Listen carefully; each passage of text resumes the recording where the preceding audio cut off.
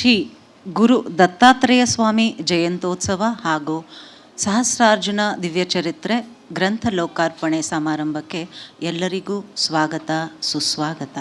ನಾವು ಈ ಒಂದು ಕಾರ್ಯಕ್ರಮವನ್ನು ನಮ್ಮ SSK ಸಂಘದ ಕಿರು ಪರಿಚಯದೊಂದಿಗೆ ಶುರು ಮಾಡ್ತಾ ಇದ್ದೇವೆ.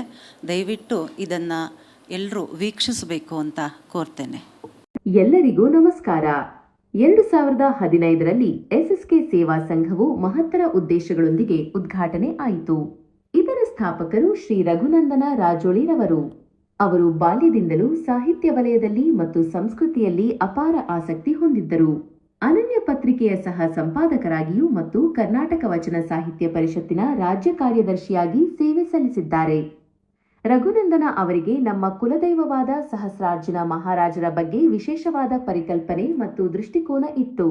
ಅವರಿಗೆ ಸಹಸ್ರಾರ್ಜುನ ಮಹಾರಾಜರನ್ನು ಕೇವಲ ಯೋಧನಾಗಿ ತೋರಿಸದೆ ಒಬ್ಬ ಮಹಾನ್ ಯೋಗಸಿದ್ಧ ಪುರುಷನಾಗಿ ಸಮಾಜಕ್ಕೆ ಪರಿಚಯಿಸಬೇಕೆಂಬ ಅಚಲವಾದ ಆಸೆ ಇತ್ತು. ಈ ಶ್ರೇಷ್ಠ ಆಸೆಯನ್ನು ಈಡೇರಿಸಲು ಅವರು ಕಲಾಬ್ರಹ್ಮ ಡಾಕ್ಟರ್ BKS ವರ್ಮಾ ಅವರ ಅಮೃತ ಹಸ್ತದಿಂದ ಯೋಗಸಿದ್ಧ ಪುರುಷ ಸಹಸ್ರಾರ್ಜುನನ ಮಹಾರಾಜರ ಭವ್ಯವಾದ ತೈಲವರ್ಣ ಚಿತ್ರವು ರಚನೆಗೊಂಡಿತು. ಈ ಭವ್ಯ ಚಿತ್ರವು SSK ಸೇವಾ ಸಂಘದ ಪ್ರಥಮ ಮತ್ತು ಸ್ಮರಣೀಯ ಕೊಡುಗೆಯಾಗಿದೆ. ಡಿಸೆಂಬರ್ 24, 2015ರ ಪವಿತ್ರ ದತ್ತ ಜಯಂತಿಯ ಶುಭ ದಿನದಂದು ಈ ಚಿತ್ರದ ಅನಾವರಣವು ಅದ್ದೂರಿಯಾಗಿ ನಡೆಯಿತು.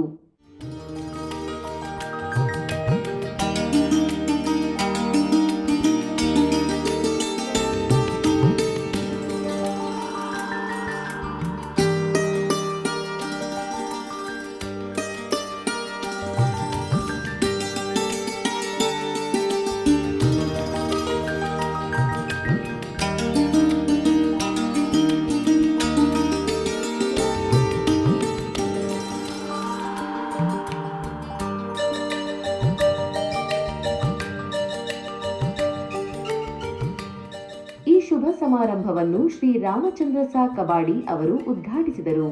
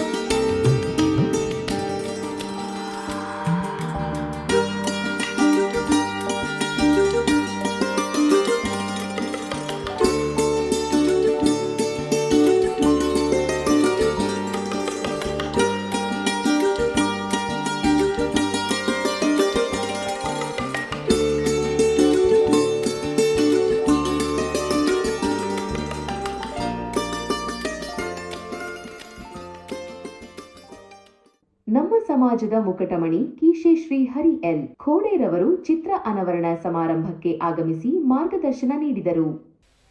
ಕ್ಷತ್ರಿಯ ಅನ್ನೋದು ವರ್ಡು ಏನು ಮೀನಿಂಗ್ ಅಂತ ಕೇಳಿದ್ರು ಒಬ್ಬರು ನನಗೆ. ಅವರು ಕನ್ನಡದವ್ರು ಕೇಳೋರು. ನಾವು ಕ್ಷತ್ರಿಯರು ಬರೀ ವಾರಿಯರ್ಸ್ ಅಲ್ಲ ಅಂತ ಇರಲಿ, ವಾರಿಯರ್ಸ್ ಅಂತ ಇರಲಿ. ನಾನು ಕನ್ನಡದನ್ನ 3 ಲೈನ್ ಟ್ರಾನ್ಸ್ಲೇಟ್ ಮಾಡಿದೆ. ಕ್ಷ ಅಂದರೆ ಕ್ಷಣದಲ್ಲಿ, ತ್ರಿ ಅಂದರೆ ತ್ರಿಲೋಕದ, ಯಾ ಅಂದರೆ ಯಶಸ್ಸನ್ನು ಕೋರೋನೇ ಕ್ಷತ್ರಿಯ ಅಂದರೆ ನಾನು ಕ್ಷತ್ರಿಯ. ಅಂಥ ಜನಾಂಗಕ್ಕೆ ಸೇರಿರೋ ನಾವು ಇವಾಗ ವಾರ್ ಮಾಡೋಕ್ಕೆ, ಜಗಳ ಮಾಡೋಕ್ಕೆ ಆರ್ಮಿ ಇದೆ. ಇವಾಗ we are facing social war.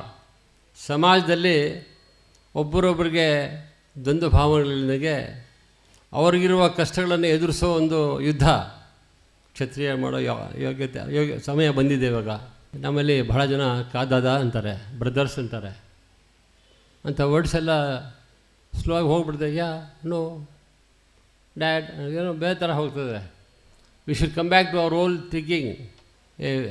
ಯಾವುದೇ ವಿಚಾರ ನಾವು ಜೀವನದಲ್ಲಿ ಮಾಡಿದ್ರೂ, ಪ್ರಾಕ್ಟೀಸ್ ಮಾಡ್ತಾಯಿದ್ರೂ, ಈ ಯುಗದಲ್ಲಿ ಮುಂಬರುವ ಯೋಗ್ಯತೆ ಉಳ್ಳ ಸಲಹೆಗಳು ಬರುತ್ತದಲ್ಲಿ. ನಮ್ಗೆ ಒಳ್ಳೇದಾದರೆ ಬೇರೆ ಇದು ಒಳ್ಳೇದು ಮಾಡ್ತೀನಿ ಅಂತ ಶುರು ಮಾಡಿ ಸ್ಟಾರ್ಟ್ ಆಗುತ್ತೆ ಎಲ್ಲ ಕಂಪ್ಲೀಟ್. ನಾವು ಏನಾದರೂ ಅವನಿಗೆ ಒಂದು 10 ಪುಸ್ತಕ ಕೊಡಿಸ್ತೀನಿ ಇದಾದರೆ ಅಂತ, ದಟ್ ಈಸ್ ಕಾಲ್ಡ್ ಗ್ರೋತ್.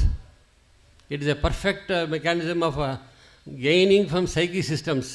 ಇವರ ಜೊತೆಗೆ ಖ್ಯಾತ ವಿದ್ವಾಂಸರಾದ ಡಾಕ್ಟರ್ ಅರಳು ಮಲ್ಲಿಗೆ, ಪಾರ್ಥಸಾರಥಿ ಮತ್ತು ಚಿತ್ರಕಲಾವಿದರಾದ ಡಾಕ್ಟರ್ BKS ವರ್ಮಾ ಅವರು ಕೂಡ ಉಪಸ್ಥಿತರಿದ್ದು ಕಾರ್ಯಕ್ರಮದ ಮೆರುಗು ಹೆಚ್ಚಿಸಿದ್ದರು. 15 ದಿನಕ್ಕೆ ಒಂದು ದಿನ ಊಟ ಮಾಡದೆ ನೀವು ಉಪವಾಸ ಮಾಡಿದರೆ ದೇಹಕ್ಕೆ ಸಂಸ್ಕರಣ, ದೇಹ ಶುದ್ಧಿ ಆಗುತ್ತೆ. ದೇಹ ಶುದ್ಧಿಯಿಂದ ನಾಡಿ ಶುದ್ಧಿ, ನಾಡಿ ಶುದ್ಧಿಯಿಂದ ಆರೋಗ್ಯ ಶುದ್ಧಿ, ಅದರಿಂದ ಮನಃಶುದ್ಧಿ, ಮನಃಶುದ್ಧಿಯಿಂದ ಭಾವಶುದ್ಧಿ, ಭಾವಶುದ್ಧಿಯಿಂದ ಬುದ್ಧಿಶುದ್ಧಿ. ಹೀಗೆ ಒಳ ಹೊರಗಿನ ಬಗೆಯನ್ನು ಸಂಪೂರ್ಣ ತೊಳೆಯತಕ್ಕಂಥ, ಸಂಸ್ಕರಣ ಮಾಡತಕ್ಕಂಥ, ಪ್ರೋಸೆಸ್ ಮಾಡತಕ್ಕಂಥ ಕ್ಲೀನ್ಸಿಂಗ್ ಪ್ರಕ್ರಿಯೆನ ಏಕಾದಶಿ ಅಂತ ಕರೆದರು. ಆ ಏಕಾದಶಿ ಮಾಡೋದ್ರಲ್ಲಿ ಸಿದ್ಧ ಪ್ರಸಿದ್ಧಳಾಗಿದ್ದಂಥವಳು ಕೃತವೀರ್ಯನ ಪತ್ನಿಯಾಗಿರತಕ್ಕಂಥ ಪದ್ಮಿನಿ. ಇವರಿಬ್ಬರು ತಪಸ್ಸು ಮಾಡಿ ದೇವರಲ್ಲಿ ಪ್ರಾರ್ಥನೆ ಮಾಡಿಕೊಂಡ್ರು, ನಮಗೆ ಒಂದು ಒಳ್ಳೆ ಸಂತಾನ ಕರುಣಿಸು, ಒಳ್ಳೆ ಮಗನ ಕೊಡು ಅಂತ ಕೇಳ್ಕೊಂಡ್ರು.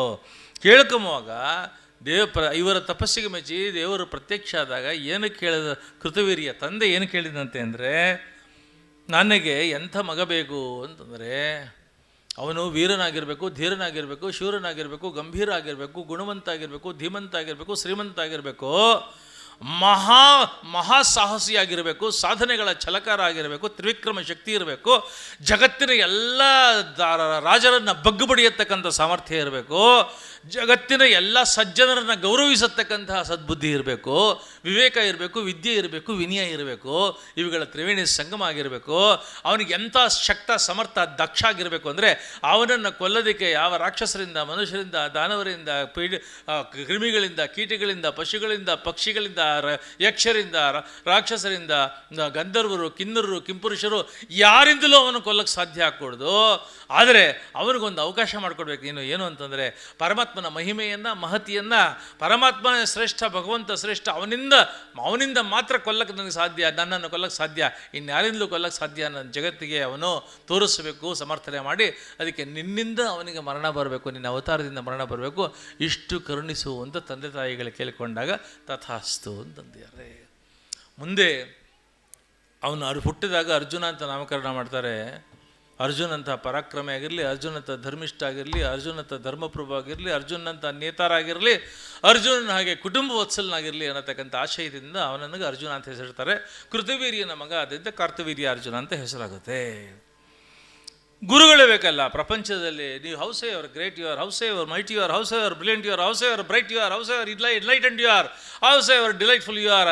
If you want to go in the right way, right direction, ನಿನಗೆ ಒಂದು ಡೈರೆಕ್ಷನ್, ಡೈಮೆನ್ಷನ್ ಬೇಕು ಅಂದರೆ ಒಳ್ಳೆ ಗುರು ಬೇಕು, ಸದ್ಗುರು ಬೇಕು. ಎಂಥ ದೊಡ್ಡ ಮನುಷ್ಯ ಆಗಿರೋ ನೀನು, ಗುರು ಇಲ್ಲ ಅಂತಂದರೆ ಗುರಿ ಇರಲ್ಲ, ಗುರಿ ಇಲ್ಲ ಅಂದರೆ ನಡೆದಿದ್ದೇ ದಾರಿ. ಆ ಗುರು ಬೇಕಾದಾಗ ಎಂಥ ಗುರು ಅಂದರೆ ಜಗತ್ತಿಗೆಲ್ಲ ಗುರುವಿಗೆ ಗುರುವಾಗಿರತಕ್ಕಂಥ ಪರಮಾತ್ಮನೇ ಗುರುವಿನ ರೂಪ ತೊಗೊಂಡು ಬಂದಿರತಕ್ಕಂಥದ್ದೇ ದತ್ತಾತ್ರೇಯ ಅವತಾರ. ನನಗೆ ತುಂಬ ಸಂತೋಷ ಆಗಿದ್ದು, ಮನೆ ಗಾಯತ್ರಿ ನಂದಕುಮಾರ ಮನೆಗೆ ಬಂದಿದ್ದಾಗ, ಯಾವತ್ತು ಇದನ್ನು ಇಟ್ಕೊಳ್ತೀರಾ ವರ್ಮ ಅವ್ರದ್ದು ಬಿಡುಗಡೆ ಅಂತಂದೆ. ದತ್ತ ಜಯಂತಿ ದಿನ ಅಂತಂದರು. ಭಾಳ ಸಂತೋಷ ಆಯಿತು.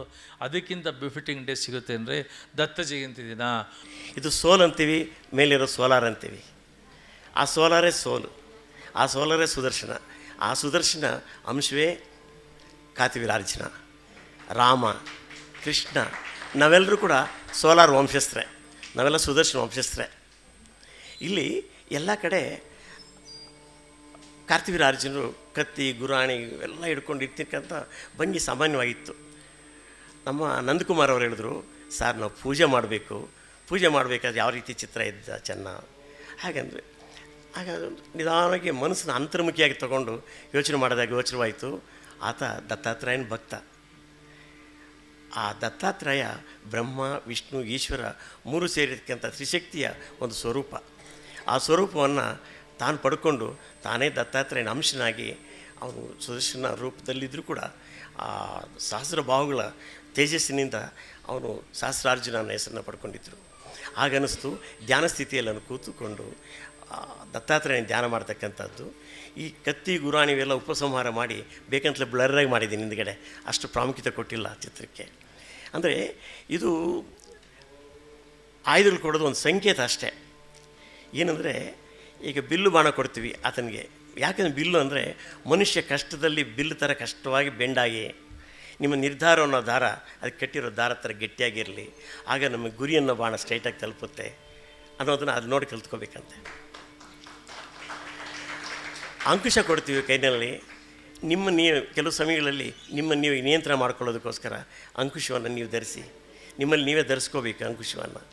ಪಾಶ ಕೊಡ್ತೀವಿ, ದೂರದಲ್ಲಿದ್ದಕ್ಕಂಥ ಬಂಧುತ್ವವನ್ನು, ಪ್ರೀತಿಯನ್ನು ನಮ್ಮ ಕಡೆ ಸೆಳೆದುಕೊಳ್ಳೋದಕ್ಕೋಸ್ಕರ ಹಗ್ಗ ಕೊಡ್ತೀವಿ. ಇದು ಸಂಕೇತ. ಯಾಕೆಂದರೆ ಅವನೇ ಭಗವಂತ, ಅವನೇ ಸಾಕ್ಷಾತ್ ಆದಾಗ ಆತನಿಗೆ ಆಯುಧಗಳು ಬೇಕಾಗಿಲ್ಲ. ಮನಸ್ಸಿನ ಸಂಕಲ್ಪ ಹೊಂದಿದ್ದರೆ ಇಡೀ ಜಗತ್ತೇ ಬ್ಲಾಸ್ಟ್ ಆಗುತ್ತೆ.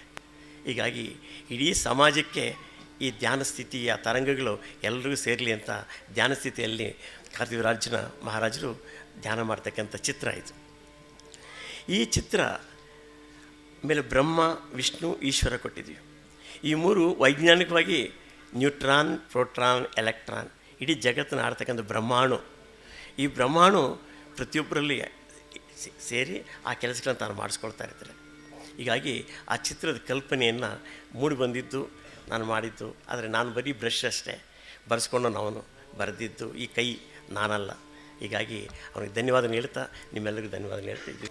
ಕಾರ್ತಿವೀರ್ಯಾರ್ಜುನ ಮಹಾರಾಜು, ಸಹಸ್ರಾರ್ಜುನ ಮಹಾರಾಜರು ಒಬ್ಬರು ಸಿದ್ಧಪುರುಷರು. ನಾವು ಬರೀ ಕಾರ್ತಿವೀರ್ಯಾರ್ಜುನ ಮಹಾರಾಜರಂತ ಭಾವನೆ ಮಾಡೋದು ಒಂದು ಅಂಶ ಇದ್ದರೆ, ಇನ್ನೊಂದು ಅಂಶ ಅವರ ದೈವತ್ವವನ್ನು ತೋರುವ ಒಂದು ಅಂಶ. ಯಾವ ರೀತಿ ನಮಗೆ ದೈವತ್ವ ಕಾಣುವುದಂದರೆ, ಕಾರ್ತಿವೀರ್ಯಾರ್ಜುನ ಮಹಾರಾಜರ ಗ್ರಂಥ, ನಾವು ಬೇರೆ ಗ್ರಂಥಗಳು ಯಾವ ರೀತಿ ಇರ್ತದೆ ಅದೇ ರೀತಿ ಕಾರ್ತಿವೀರ್ಯಾರ್ಜುನ ಮಹಾರಾಜರ ಅವರ ಸಿದ್ಧಿಪುರುಷರ ಅವರ ಸಾಧನಾ ಕ್ರಮ ಮತ್ತು ಇಂದಿಗೂ ಅವರು ಒಬ್ಬ ಜಾಗೃತ ಮಹಾರಾಜರಂತ ಹೇಳೋದಕ್ಕೆ ನನಗೆ ಹೆಮ್ಮೆ ಆಗ್ತದೆ. ಅವರ ನಿಟ್ಟಿನಲ್ಲಿ ಇವಾಗ ನೀವು ಸಾಕಷ್ಟು ದೇವಸ್ಥಾನಗಳಲ್ಲಿ ಕಾರ್ತಿವೀರ್ಯಾರ್ಜುನ ಮಹಾರಾಜು ಹಾಗೂ ಸಹಸ್ರಾರ್ಜುನ ಮಹಾರಾಜರ ಪೂಜೆ ನಿತ್ಯ ನಡೆಯುವುದು ಒಂದು ಕ್ರಮ ಇರ್ತದೆ. ಶೃಂಗೇರಿ ಶಾರದಾಂಬಾ ದೇವಸ್ಥಾನದ ಅನಾವರಣದಲ್ಲಿ ಅವ್ರದ್ದು ಒಂದು ಮೂರ್ತಿ ಇದೆ, ಕಾರ್ತಿವೀರ್ಯಾರ್ಜುನ ಮಹಾರಾಜರ ಮೂರ್ತಿ ಇದೆ. ಇಂದಿಗೂ ನಿತ್ಯ ಪೂಜೆ ಆಗ್ತದೆ. ತಮಿಳುನಾಡಿನಲ್ಲಿ ಸುಮಾರು ಒಂದು 4-5 ದೇವಸ್ಥಾನಗಳಲ್ಲಿ ಕಾರ್ತಿವೀರ್ಯಾರ್ಜುನ ಮಹಾರಾಜರದು ದೇವಸ್ಥಾನಗಳಲ್ಲಿ ಅವರ ಪೂಜೆ ನಿತ್ಯವಾಗ್ಲೂ ನಡೀತಾ ಇರ್ತದೆ. ಕೇರಳದಲ್ಲಿ ಥಳಿಪರಂಬ ಅಂತ ಜಾಗದಲ್ಲಿ ರಾಜರಾಜೇಶ್ವರ ದೇವಸ್ಥಾನ ಅಂತ ಇಂದಿಗೂ ಅವರ ಇದರೊಳಗೇ ಸಮರ್ಪಿತವಾಗಿರತಕ್ಕಂಥ ಒಂದು ಭವ್ಯವಾದ ದೇವಸ್ಥಾನ. ಸೊ ಇದೆಲ್ಲ ನಾವು ಕಂಡು ಬಂದು ನೋಡಿದಾಗ ಅವರು ಬರೀ ಒಂದು ಮಹಾರಾಜರಲ್ಲ, ಒಬ್ಬರು ಚಕ್ರವರ್ತಿಯರಲ್ಲ. ಆಮೇಲೆ ನಾವು ಶಾಸ್ತ್ರಗಳಲ್ಲಿ ಶ್ರೀಕೃಷ್ಣ ಅವರು ಮಹಾಭಾರತದಲ್ಲಿ ವರ್ಣನೆ ಮಾಡತಕ್ಕಂಥ ಅವರು ಯುಧಿಷ್ಠಿರವರು ಪ್ರಶ್ನೆ ಮಾಡಿದಾಗ ಅವರು ನೀಡಿರ್ತಕ್ಕಂಥ ಒಂದು ಇವರ ಕಾರ್ತಿವೀರ್ಯಾರ್ಜುನ ಮಹಾರಾಜರ ಮೇಲೆ ನುಡಿಗಳನ್ನು ನುಡಿರ್ತಕ್ಕಂಥ ಹೇಳಿದ್ರೆ, ಇಂಥ ಮಹಾರಾಜರು ಹಿಂದೆ ಹುಟ್ಟೋದಿಲ್ಲ, ಮುಂದೆ ಬರೋದಕ್ಕೆ ಸಾಧ್ಯವೂ ಇಲ್ಲ. ಅಂಥ ಮಹಾರಾಜರು, ಅಂಥ ಸಿದ್ಧ ಪುರುಷರು ಕಾಲ ಯುಗಾಂತರದಲ್ಲಿ ಅವರ ನೆನಪು ಇರ್ತದೆ, ಅವರ ಸಾಧನೆ ಇರ್ತದೆ, ಮತ್ತು ಅವರು ಸಿದ್ಧಿ ಪುರುಷರಾಗಿ ಉಳ್ಕೊಂಡು ಎಂದಿಗೂ ಇರ್ತಾರೆ ಅಂತ ಹೇಳಿಬಿಟ್ಟು ಒಂದು ಭಾವನೆ ಒಂದು ನಮಗೆ ಕಂಡು ಬರ್ತದೆ.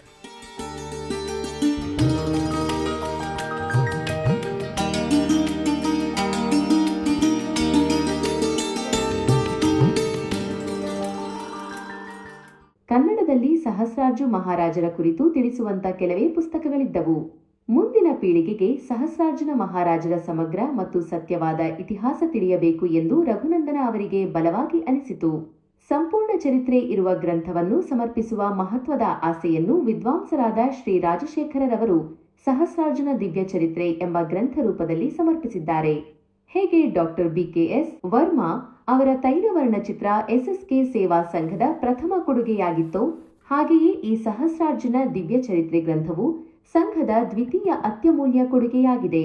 ಆ ಯೋಗಸಿದ್ಧ ಪುರುಷನ ಚಿತ್ರ ಎಲ್ಲರ ಮನೆಗಳನ್ನು ತಲುಪಿ ನಮ್ಮ ಮನೆಯ ದೈವವಾಗಬೇಕು ಮತ್ತು ಈ ದಿವ್ಯ ಚರಿತ್ರೆ ಎಲ್ಲರ ಮನಗಳನ್ನು ತಲುಪಿ ನಮ್ಮ ಬದುಕಿಗೆ ದಾರಿದೀಪವಾಗಬೇಕು ಎಂಬುದು ನಮ್ಮ ಸಂಘದ ಪರಮ ಆಶಯ. ಬನ್ನಿ ಆ ಮಹೋತ್ಸವದ ಒಂದು ದೃಶ್ಯವನ್ನು ಈಗ ನೋಡೋಣ.